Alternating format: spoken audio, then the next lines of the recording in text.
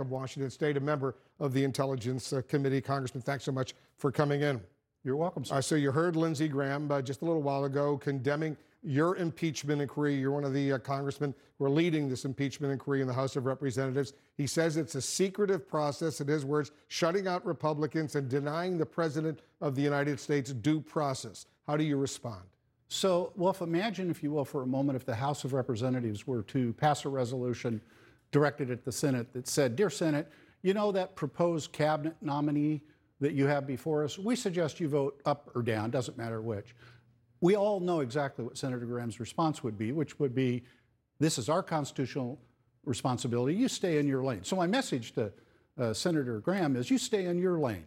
It seems as though, especially after the stunt yesterday of the storm in of the skiff and the egregious violation of security protocol, that when the president says jump, they ask how high on the way up. Why not hold a formal vote on the floor of the House of Representatives to authorize the impeachment inquiry? So I'm agnostic on whether or not we do that. If we do that, that's fine. There is no requirement to do it. But the precedent, though, was it was done. No, Wolf. This is not the precedent. No, not necessarily a precedent, but it was done before the Bill Clinton impeachment. It was done before the Richard Nixon. That is not the precedent. In both of those instances, there was a vote on the House floor. That is not correct. In both the Clinton and the Nixon impeachment proceeding, they were preceded by special prosecutor or special counsel investigations. But then there was a vote. Yes, but we are in that investigation phase. We are exactly parallel to that. So it is not true that where we're at. What's the downside of doing a vote now? You I'm have the votes. You have more than 218 Democrats alone. This is what they want to talk about when they refuse to answer the question, is it okay for a president of the United States to solicit campaign assistance and threaten to withhold national security assistance in order to achieve that result? A clear black letter law violation. That's what they want to talk about, process. None of them wants to answer the question, is it okay what he did? At what point do you open up the hearings and have public hearings? Soon. What does that mean, soon?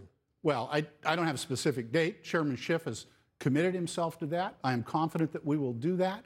The fact is the transcripts are going to be made public. The fact is we will transition into open public hearings at some point. But we're in the investigation phase, Wolf. This is the part where we depose witnesses. This is the precedent established under Republican-adopted rules of the House. When Trey Gowdy chaired the Oversight Committee, he even threw fellow Republican Darrell Issa out of a deposition because the rules of the House require them to be made behind closed doors. Why? We don't want witnesses coordinating with one another. Why? Because we're trying to get at the truth. We're trying to get at the facts. So what your fear is that if you open up these hearings, the depositions right now, it could tailor what other future witnesses might say? Absolutely. And there's a secondary concern here, too. Even though this is unclassified, it's taking place in a classified setting. Why? Because a lot of the conversation and the questions that we have of witnesses, frankly, all have security clearances, these people, and that it may venture into, may accidentally or spontaneously reveal classified information. We don't want that to happen. We do not want to compromise methods, procedures, and American personnel. Let's talk about this Washington Post report that just moved a few moments ago.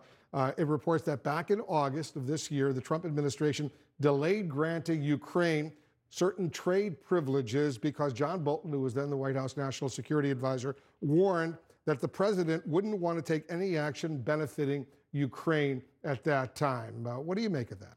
So I would really like for John Bolton to be one of our witnesses. That's not a decision that I will make, or to my knowledge has even been made. Who makes that decision? Well, Chairman Schiff, of course, in consultation. I assume he would want Bolton to testify as well.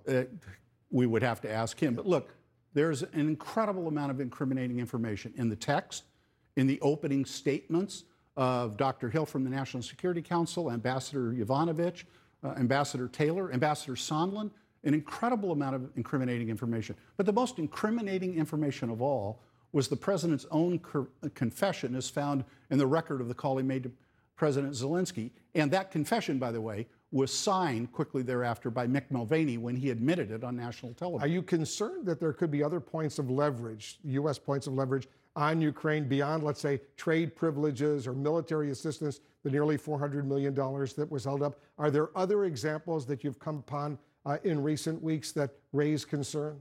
Well, I am concerned, but more importantly is why we're concerned. We're concerned because there's a shooting war underway right now in eastern Ukraine. Russia has invaded Ukraine.